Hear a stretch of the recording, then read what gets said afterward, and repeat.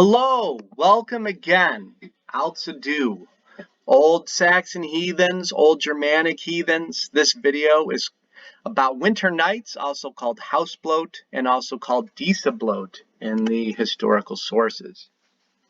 So this year, winter nights, as it is every year, winter nights or Haustblot is on the full moon of Haustblot. Haustblot meaning harvest moon.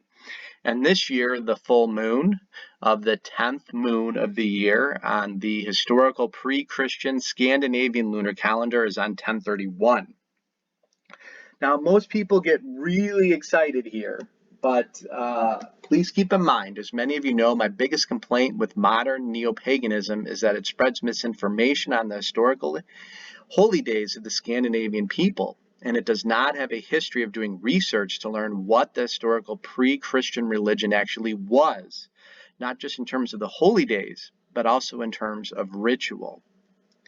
This year, Winter Nights is at sundown on 10/31, not because it's Halloween, and not because this by chance happens to be the halfway point between a solstice and an equinox.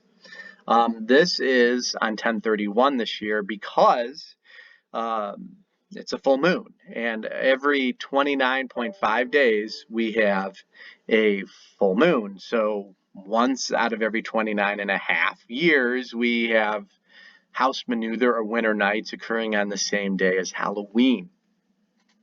So please note though, modern Halloween does not come from a Germanic holiday, but Irish immigrants into America invented modern Halloween in the 1800s in America.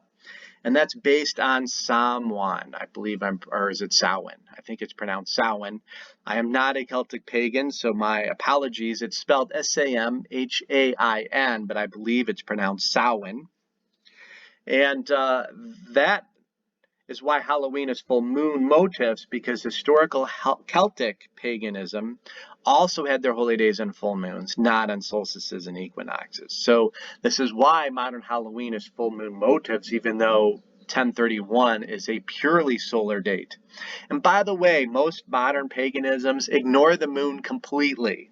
Their holy days are on solstices and equinoxes and halfway points in between them, which is 100% solar. So when modern neo-pagans tell me that they pay attention to the moon, and then I ask them why none of their holidays are on the full moon, they typically do not have a good answer for me. That's because they ignore it. So in this video, I'm going to discuss the historical pre-Christian winter nights. And I wanted to point out, as I've posted the historical Scandinavian pre-Christian calendar here, that the first moon on this calendar is called Haustblot, meaning harvest moon. So winter nights is on the full moon of Haustblot. So this is the first moon of the Norse year. And in this video, I'm going to be discussing Vetrnaetr, Veturnottum, Haustblot, and Disablot.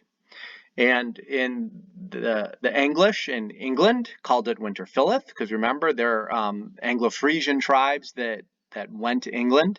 And the Old Saxons in Saxony, they called it Winterfyllmano, or winter full moon. So both the English Winterfylleth means winter full moon, and the Old Saxon Winterfyllmano means winter full moon.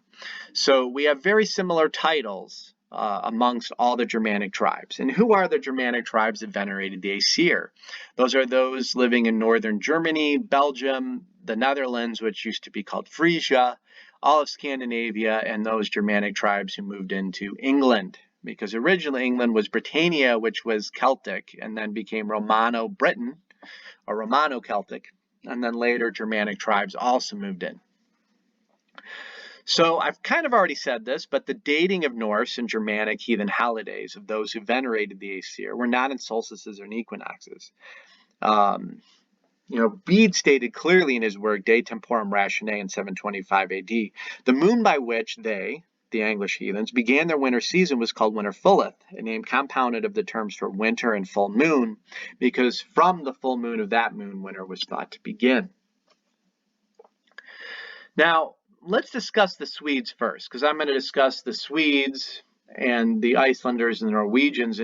But The Swedes and the Danes were the same. I could have posted passages from Thietmar of Merseburg, who shows that every 9 years at Yule and Lara, the Danes had a 9-year sacrifice. The same thing was true with the Swedes, thanks to Adam of Bremen, who listed this. So the Swedes and the Danes are very similar. The Icelanders and Norwegians are very similar. Only the Danes and the Swedes do the 9-year sacrifice. Only the Danes and the Swedes are doing their 3 major bloats of the year at Lara in Denmark or at Uppsala in Sweden, whereas the Icelanders and the Norwegians, or Norse means Norwegian, they're doing it at the homestead, because in Norway and Iceland there isn't a major cult center like there is in Denmark and Sweden. So the Swedes, they had 3 major bloats that were held publicly at Uppsala. Okay, and we do have a Swedish poem that states Haustblot was a minor bloat, often on a full moon in November, which non-family members, foreigners, were excluded. But the 3 major bloats of the year, the Yinglings, or the Swedish royal house, who descended from Yngvi Freyr, the Yinglings, their saga states, Odin established the same law in his land that had been forced in Asaland, the land of the Aesir. On winter day, or the first day of winter, there's a bloat for a good year. So if you don't mind me stating, that's what Winter Nights is. It's a bloat for a good year. It's also a Haustblot, a harvest bloat, and a Disablot. So we have many hints that the first day of winter is the new year. For example, in the sagas, and especially in Old Saxon literature, if I were to count my age in Old Saxon literature, as we see in the Old Saxon poems, they counted it by the number of winters. How many winters old are you? So that's a clue that, every winter night. So even if you're born in, say, a moon around August, winter starts October, suddenly a 2-moon baby is now considered 1 year old, because it's lived into a winter. So also continuing, so Odin established a law that had been enforced with the Aesir. On the first day of winter, there's a bloat for a good year. In the middle of winter is a bloat for a good crop. And the third bloat will be on summer day, a victory bloat. Now, victory bloat is the word Sigurblot. Sigur means victory. So those of Swedish heritage celebrate winter nights. The start of winter is a bloat for a good year. Please note, a bloat for a good year implies that winter nights was also the Swedish New Year. Jumping to Iceland, Viga Gloomsaga. At the start of winter, a symbol was prepared in a Disablot, in which observants all were expected to take part. Now, this does agree with the other Germanic Scandinavian sources. I mean, if you turned Christian in Sweden and you didn't want to go to Uppsala for the 3 major bloats, you had to pay a tax to not go. You had to give worth and value, because all are expected to take part, period. So this is true in Sweden, this is true in Iceland, this is true for all Germanic heathen. So a lot of people today come into heathenry, they're like, I love heathenry, there's no dogma. Well, not having dogma is a dogma. So first of all, if you don't want dogma, then don't join religion, okay? Because every religion, even the non-monotheistic biblical Quran type of religions, have some forms of dogma. To say that modern Asatru doesn't have dogma is hilarious, because you have all these people doing solstice and equinox rituals. They're all doing the same thing. They're all teaching the same thing. It's not historical, but they're teaching it. These are forms of dogmas. If I were to teach that, Yule is on a full moon in January, which is the case, by the way, and I can easily prove it, they're going to go, excuse my French, apeshit, because it's like I'm teaching against their orthodoxy and their orthopraxy. They do have dogma, and people accuse me of teaching dogma and orthopraxy. Reality is I'm teaching the historical old ways. You're free to follow the old ways or say, screw that, I'm not keeping them. I'm not telling you what to do, but I'm teaching what's historical, and I'm using historical sources to do it. So in Iceland, there's a Disablot, all were expected to take part. The same is true in Sweden. I could have posted many passages that state all were expected to take part. The religion forms culture more than any other force in our ancient worlds. Religion and culture went hand in hand. In Egypt, the religion dominated the buildings. It was everywhere. Religious thought dominates a culture. In Norway, and I put Norse in parentheses because today in America when we say Norse, that means Scandinavian, but really Norse means Norwegian. But Ynglinga Saga 8, as I mentioned before, does say this is the 3 Swedish holy days, but we can prove that this was the same. You had the 3 major bloats, and all the Germanic tribes had venerated the Aesir. And there may have been some slight differences. Like in Iceland, I just showed in the last video, there was a Disablot. So in Iceland, they do Disablot. In Norway, they do Haustblot, which I'll get to. But they're all still celebrating the start of winter. They're all doing bloats for a good year. But in Iceland, they're also venerating the Disir. In Norway, they're also doing a harvest bloat. And in Uppsala, they're really just bloating for a good year. Very similar things, but yet you have some slight variation of practice per each locale. And you see this clearly in the sagas. So in Norway, Giza Saga Surasonar, the last sentence in the beginning of chapter 7. Now summer's slipping away, the first night of winter nights, because you have 3 major bloats and they're all 3 days each. There are passages like there's a Poetic Edda passage that says Yule was 3 nights. You have the Saga of Hakan the Good that says Yule was 3 nights. There is a passage, I wish I posted it, that Winter Nights is also 3 nights. You have 3 major bloats, each lasting 3 days. 9 is a very major number in Scandinavian heathenry. There are 9 realms, for example. You have the 3 triangles, because you have 3 holidays, 3 major bloats, 3 triangles equals 9 points, 9 sides. This is how the pre-Christian faith worked. I'm not teaching orthodoxy here. I'm teaching the historical orthopraxy of the Germanic tribes, and they had it. They all celebrated Yule at the same time, Winter Nights at the same time. It's kind of like no one's going to, if some people celebrate Christmas in April and other people celebrate it in May and other people in November, I mean, now employers are just going to have to give everyone PTO at different times. Take it whenever you want. But, you know, our Christmas, for example, secular Christmas, not even Christian Christmas, is setting up a Christmas tree, having dinner with your family on 12/24 or 12/25 and exchanging gifts. That's what Christmas is. If you don't have Christmas trees, you don't have gifts, and you don't have Christmas shopping, you don't have Christmas meal, it's not Christmas. If you don't have bloat and symbol, it's not Winter Nights. It's not Yule, it's not Sigrblot, because those are the things that they do on the historical holidays. And you see it in here. Now summer slips away. Here's the first night of winter. He's making a symbol, okay, to welcome both the winter with his friends, heathen bloats. And by the way, I put friends, but there's also cousins and whatnot, because when you really read the sagas, in Iceland and Norway, they're all doing ritual with their family and close friends. That's what they're doing. Now, I always scratch my head a little bit with the close friends, because you're blowing off your family to go to another family's holy day if close friends are coming. I'm going to go have ritual with my family. It's easy for me to say, though. I have a heathen wife, 5 heathen children, 4 of which are adults. We're a heathen family. They're going to have children someday, and our heathen family is only going to grow. So for me, it's absolutely family first. But I then do a second ritual with my close friends, usually not the same exact day of, because the exact day, it's family first. On usually the closest Saturday is when we do our community ritual to the actual full moon. So, you know, this is what we have in the sources. And another passage from the same saga in Norway, that Thorgrim meant to have a Haustblot on Veturnottum, because the Norse word here is Veturnottum. So Thorgrim meant to have a Haustblot on Veturnottum. So Haustblot is a harvest bloat done on winter nights.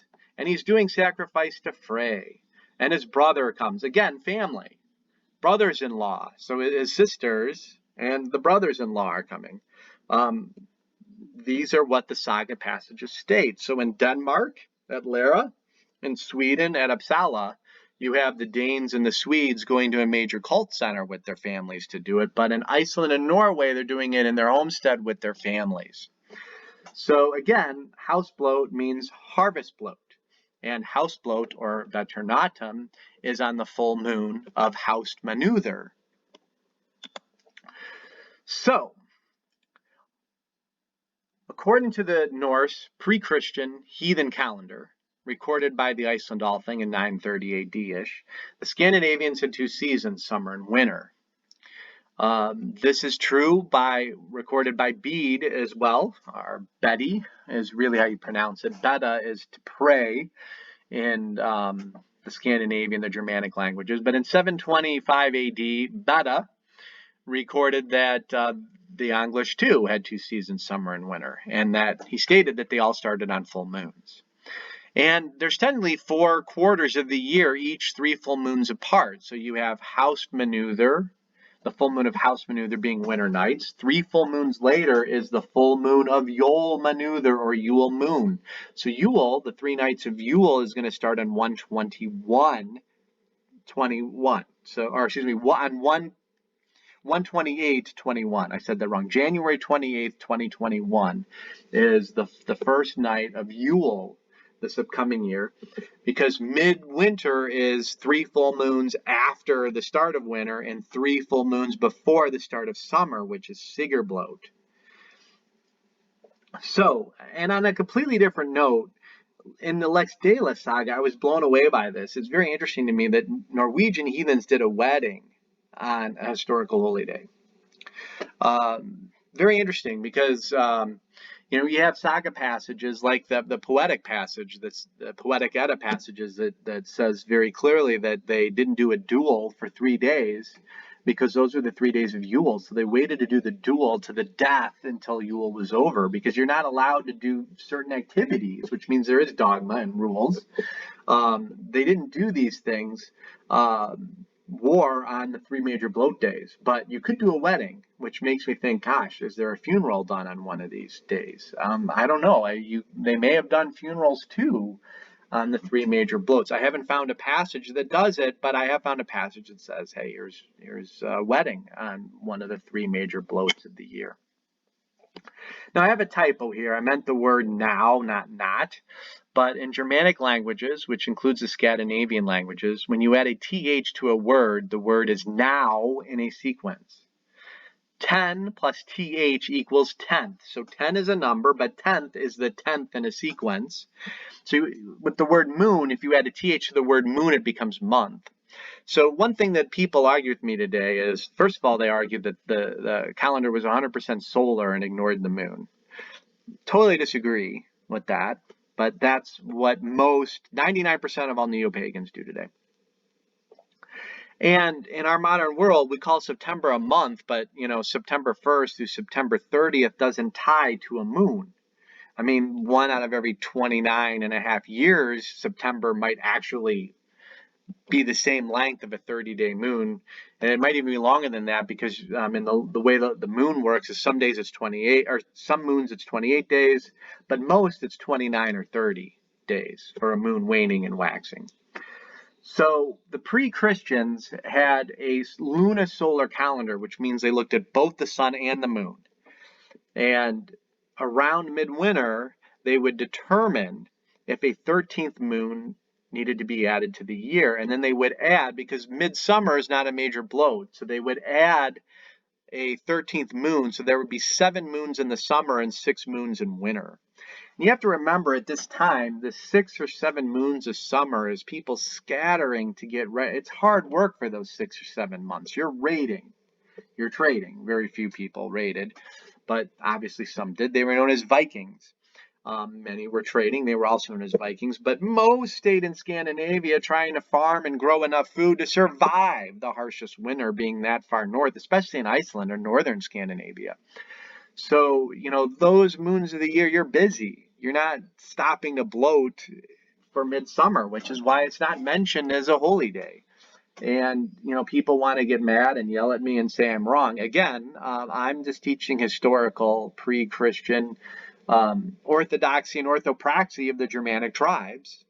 And this is how it worked historically. And if you want to yell and scream at the historical sources, or me instead of screaming at them, because most heathens I come across don't even read the Sagas and Eddas, they just say they do. You can argue with the sources or scream at me, but and before I think I said Samhain. I think that's how it's pronounced, but Samhain is Celtic roots. And even though it's on 1031, which is a solar date, it has full moon motifs.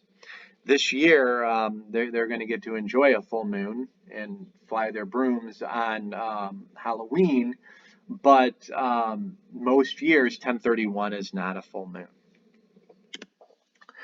So on the full moon of Haustblot, or the full moon of Winterfylleth, that is the start of winter. For the Swedes, it was done publicly at Uppsala, and for the Danes, it was done publicly at Lera, but we have no evidence to prove that Saxons in Saxony were all going to the Irminsul to do this. I would strongly doubt it. I think most were doing it at home. The Irminsul and even Thor's Well in Hohenseeberg, the two most tested Saxon holy places, they're in the southern part of Saxony. So people living, 100 kilometers north, but still in Saxony, are probably not going there. They're probably doing it at home, but this is my guess. But in Norway and Iceland, Winter Nights was done at the homestead with family. So I want to wish you all a great Winter Nights, good ritual with your families, and good ritual with your local communities. I also want to state that I see many people on social media claiming that they're bringing back the old ways, but this implies they're bringing back the old ways of their Germanic heathen ancestors. This is becoming too cliche with so many people claiming they are bringing back the old ways who have not read the historical sources first, even know what the old ways are. And Wikipedia and most of these websites are filled with misinformation. Open the Sagas and the Eddas and do some reading. Get them in PDF form and do Control F and look up these words. I mean, this is how I found 103 references to Yule alone in Heimskringla. If you want to research what Yule was historically, for example, get these in PDF forms. You can get them for free online. Read the sagas in the PDFs. Do some Control F if you want to, instead of reading them cover to cover, and just find out what are the passages about Haustblot or Winter Nights. Go do this. You're gonna find. I mean, this is relatively simple. We don't have to go to a library anymore and go through a file of cards to find a book and then track down the book where it is filed. I mean, now with our computers, we have no excuse to. Don't go to Bing and Google, because 99% of the websites out there are filled with misinformation. So I like to tell people, be worthy of our gods. Be worthy of our ancestors. Don't follow the flock off a cliff. People leave Christianity because they're these bad shepherds leading good sheep off cliffs, and I don't want to jump off a cliff anymore. But then they come to Asatru and they do the same thing. They follow poor Asatru leaders off cliffs. And what I mean is if you want to do new ways, then do new ways. Just say, I'm ignoring what was done historically because I don't want to do it. That's far better than, some of these Asatru, actually all the Asatru orgs coming out and saying, hey, Winter Nights is on the equinox, when the historical sources say it wasn't. Don't teach misinformation. Say, we do new ways, and for people who want to do historical ways, that's fine. But again, people don't read to even know that they're spreading misinformation. It's like a lot of times not intentional, but it's just amazing that they don't. It's kind of like Christians that don't read their Bible and they claim that they know it all. I mean, come on, the research is there, and I'm not saying the Eddas are our Bible, because they're not, but we can look at the Eddas and the Sagas and the historical sources and determine what historical practice was. And by the way, we should approach our gods the way our gods, want to be approached. Our ancestors had centuries of experience in venerating our ancestral gods. To ignore the wisdom our ancestors left behind in the sagas and the historical sources is ignoring our ancestors' wisdom. So yes, there is Christian bias in a lot of these historical sources, but holy cow, we can weed that out. It's not really that hard. And Christian bias is pretty easy to spot in the historical sources. So when people say, oh man, we can't trust what the Christians left us, blah, blah, blah. I mean, Theodmar of Merseburg, when he says in 1000 AD that the Danes did their midwinter in January at Lara, why would he lie? What Christian bias is there in saying they do their Yule in January? He literally used the word Yule in January. There's no bias there. If he wants to say, now these guys were nut jobs who did human sacrifice, we should question. Maybe they did do human sacrifice, but we also have to remember that they're trying to throw heathens under the bus to say heathenry is superior to heathenry. So we have to look back and say, are they over exaggerating the human sacrifice they did? You know, I mean, they did sacrifice. We have passages like Sidonia says they only sacrificed prisoners of war. So people walking around showing these TV shows that they were sacrificing their own children doesn't match what the historical sources say. And by the way, if you captured people in war, this is pre the Geneva conferences of the 20th century. You know, you let people go if you capture, they're going to fight you on the battlefield again later. And to ask a community to have to care for captives of war, either they're going to make them slaves or kill them. And when they killed them, they did it in honor of Odin. People can call that human sacrifice if they want. But to look at the historical sources to see what they say, you know, the heathens they have great culture. And the Christians want to say that they didn't. We can weed this stuff out. We can figure it out. We can. So, hey, I'm rambling, but happy start of winter on October 31st on the full moon. I hope that you all enjoy your rituals. Now, please come visit us at www.aldsidu.com. I have a blog which has a lot more, so you can scroll down and see my Winter Nights blog article. It's a lot longer than this video, has a lot more sources in this video. Also, please click like and subscribe. Thank you so much.